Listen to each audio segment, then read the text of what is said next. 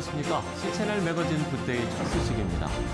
국내 주요 교단들이 각종 회무를 처리하는 정기총회를 개최합니다. 지난 19일 대한예수교장로회 합동과 백서, 기독교 한국침례회를 시작으로 각 교단별 총회가 연이어 진행되고 있습니다. 교단별 총회 소식 하효진 기자가 전합니다. 각 교단의 가장 큰 행사인 2022년 정기총회가 교단별로 진행되고 있습니다. 지난 19일 대한예수교장로회 합동총회와 백석총회, 기독교 한국침례회가 9월 정기총회의 일정을 시작했습니다.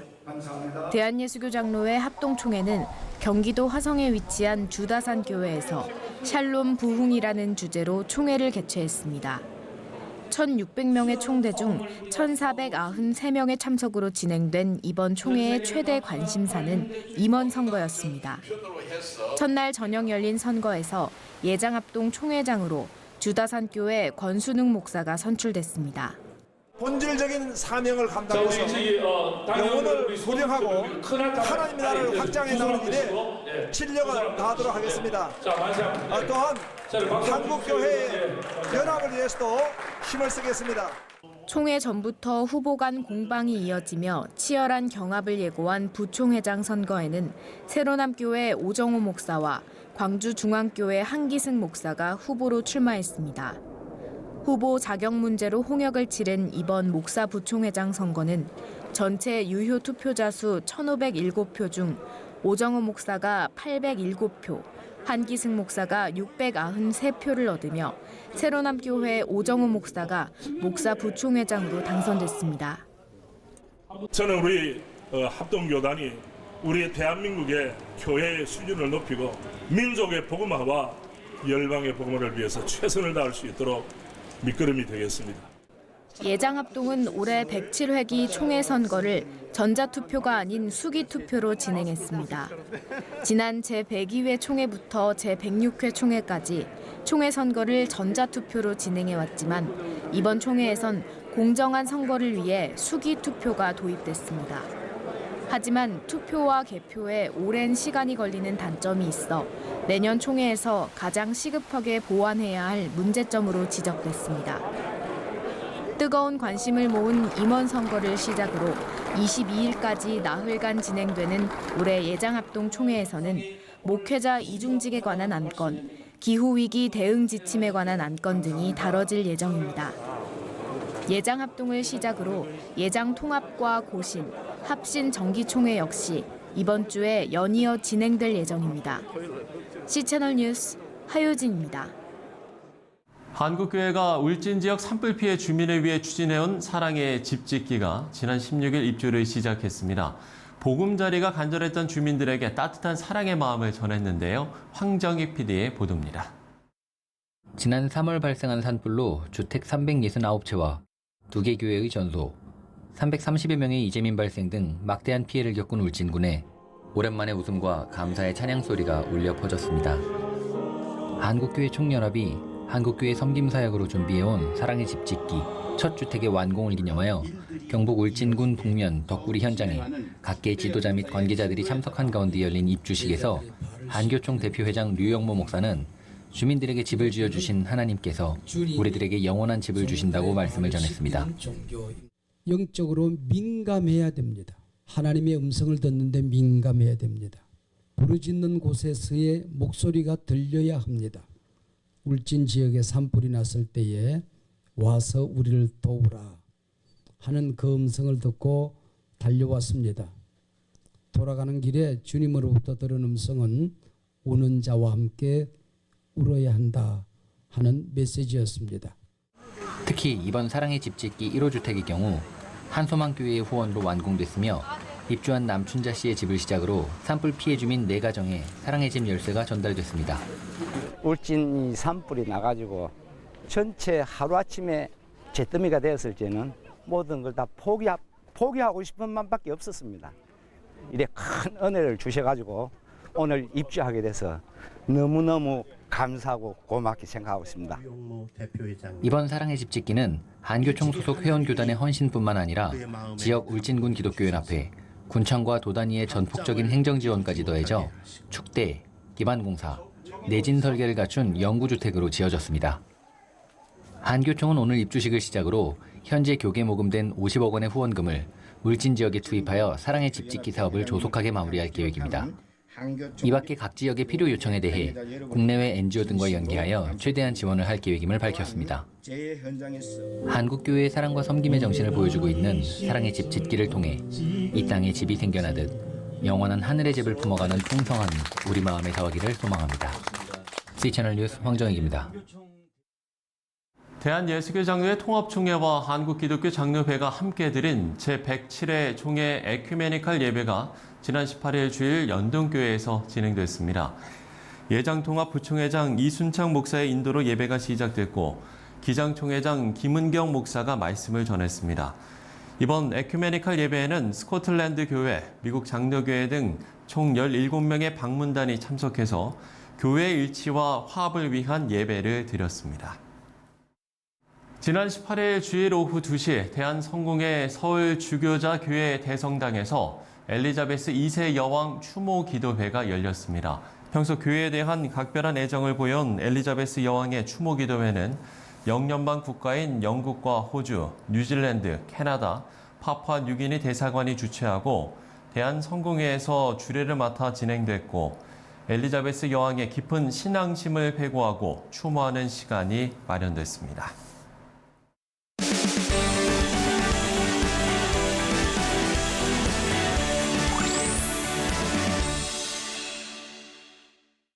한국 시간으로 지난 19일 오후 영국 엘리자베스 2세 여왕의 장례식이 있었습니다. 세계 지도자들이 모인 가운데 치러졌는데 오늘 이슈 포커스에서는 영국 이야기를 해보려고 합니다. 도움 말씀 위해서 총신대학교 김효섭 교수님 나오셨습니다. 교수님 안녕하십니까? 네, 안녕하십니까? 예. 자, 전 세계가 주목한 엘리자베스 2세 여왕의 장례식. 교수님도 지켜보셨을 텐데 어떻게 보셨어요? 이번에 엘리자베스 2세의 장례식은 영국에서도 70년 만에 열리는 왕실 행사고요. 예.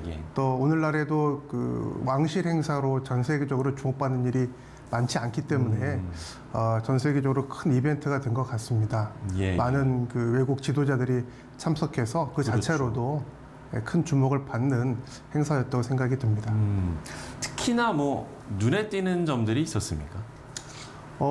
이번에 그 행사를 보니까 예. 이 영국이라고 하는 나라가 민주주의를 이끌었던 나라임에도 불구하고 그렇죠. 왕을 모시고 있는 나라다라는 점을 생각하면서 그 전통과 또 그 현대적 민주주의가 어떻게 조화를 이루는가 엿볼 수 있는 좋은 장면이었다고 생각이 들고요.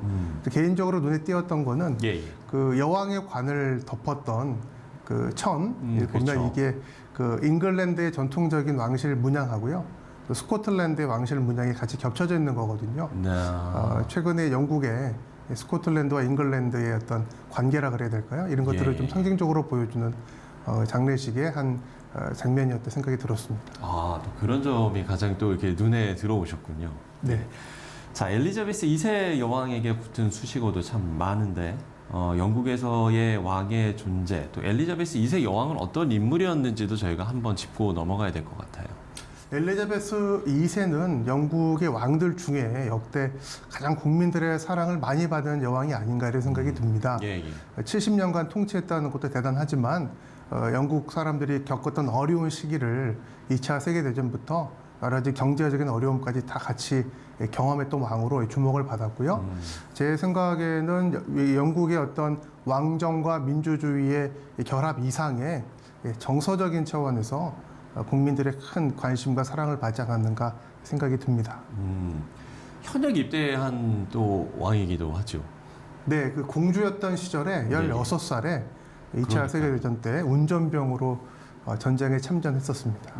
저는 또 기억에 남는 게 안동 하회마을에 방문을 했던 적이 있지 않습니까? 예. 저도 그때 기억이 나는데요. 그러니까요. 그 영국 왕들 중에서 재위 기간이 길어서이기도 하지만 가장 많이 해외를 방문했던 군주이기도 하고 또 우리나라에도 이제 와서 특별히 우리나라의 문화 좀 어색할 수도 있는데 적극적으로 참여하는 모습을 보여준 바가 있었습니다. 그렇군요. 교수님은 캠브리지 대학교에서 공부를 하셨고 또 오랜 시간 영국에서 거주를 하셨는데 글쎄요, 이제 우리나라 같은 경우에는 왕이 없기 때문에 이런 왕이 있는 나라 어떤 느낌인지 사실 저희는 좀 체감을 할 수가 없었거든요. 어떻게 좀 다르다라고 이야기를 할 수 있을까요? 그 여왕의 관에 대해서 잠깐 말씀을 드렸는데요. 예, 예. 제가 에딘버러에서도 잠시 공부를 했고요. 캠브리지에서 공부를 하면서 네네. 그 유나이티드 킹덤이라고 하는 영국이 이제 여러 왕국들이 합쳐져 있는 상황이라는 것을 경험했습니다.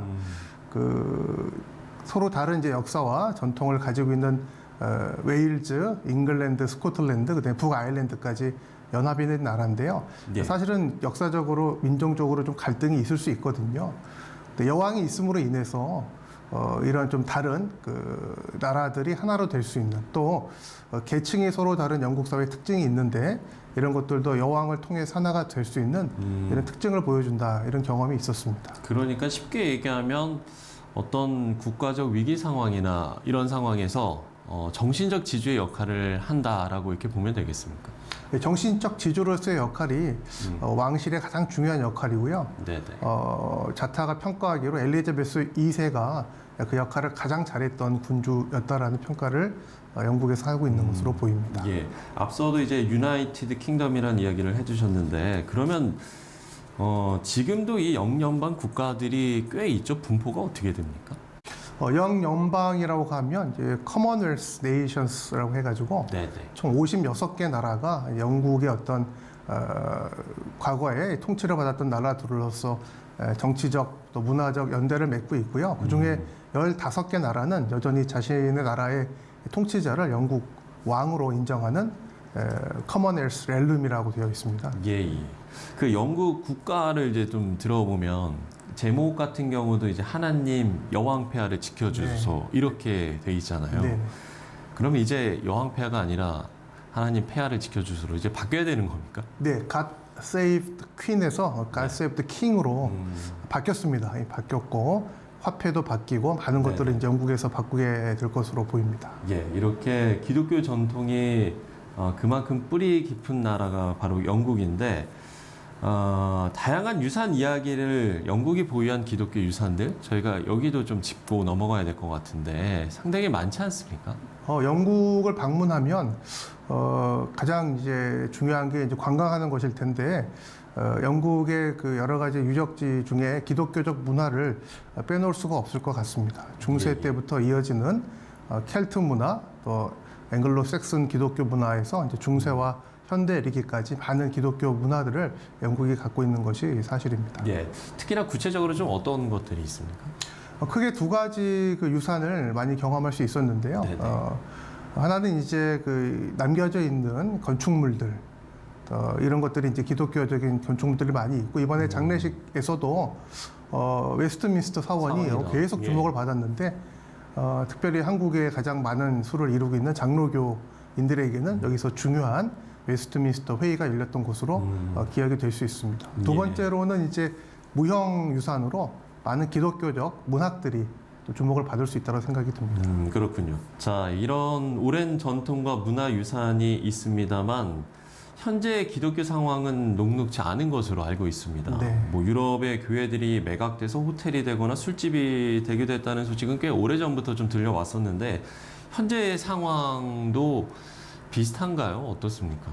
제가 영국에서 한 그 7년 정도 공부하면서 거주를 했는데 많이 걱정하시는 것처럼 영국의 기독교 문화가 화려하고 왕성했던 만큼 특별히 2차 세계대전 이후에 영국이 이제 기독교 문화가 약해지면서 그 많은 유적들과 유산들이 이제는 다른 정도로 변경되는 모습을 보게 됩니다. 특별히 말씀드렸던 그 시설들, 유형 문화재인 교회들이 다른 용도로 변화된 모습들은 외국인으로서 제가 봐도 그렇고 영국의 성도들에게도 많은 안타까움을 주는 현실입니다. 예.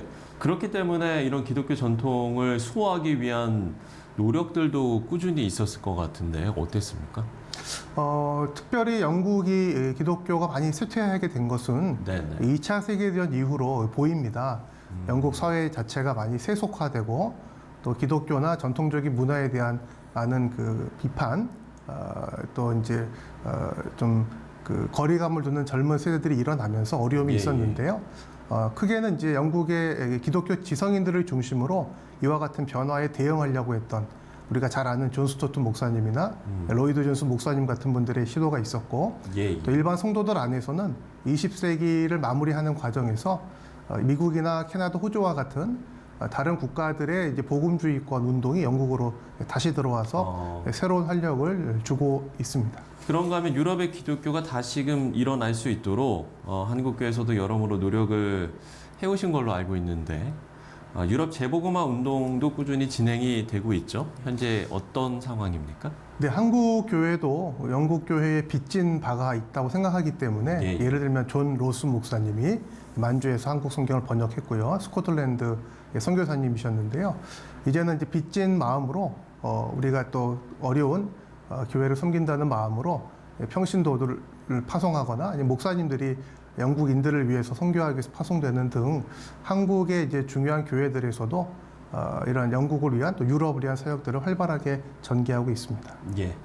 그야말로 역사와 전통 이것들을 어떻게 잘 보존하고 이어갈 것인가 하는 게 우리의 과제지 않을까 싶은데 우리의 신앙을 어떻게 지켜가면 좋을지 또 우리 모두의 기도 제목으로 어떤 것들을 좀 나누면 좋을지 끝으로 이 말씀을 나누고 저희가 이야기를 정리하면 좋을 것 같아요.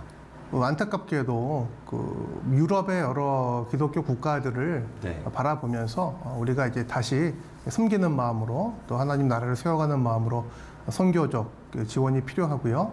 또 우리 한국교회를 돌아볼 때는 교회마다 새로 시작이 되고 부흥 성장하다가 또 쇠퇴하거나 침체하는 시기가 있다고 생각이 듭니다. 유럽의 교회를 바라보면서 한국 21세기의 현재 상황은 어느 그 국면에 접어들었는지를 잘 반성을 하고 이런 반면교사로 삼아서 한국교회가 다시 한번 부흥하고 성장할 수 있는 교훈을 얻는데 영국 교회의 상황과 영국의 상황들을 우리가 모범으로 삼을 수 있었으면 좋겠다 생각이 듭니다. 예.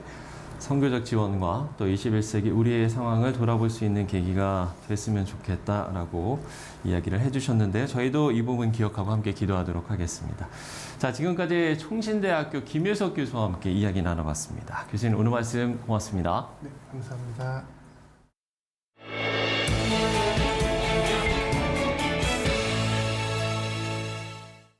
네, 국가나 개인이나 그 지내온 시간은 역사라는 이름으로 평가됩니다. 그리고 무엇을 위해 가장 많은 시간을 할애하는가가 또 그 역사의 내용이 됩니다. 하루하루의 시간, 우리 모두에게는 예수 그리스도를 따른 믿음의 역사로 남았으면 좋겠습니다. C채널 매거진 굿데이 오늘 순서는 여기까지입니다. 시청해주신 여러분 고맙습니다.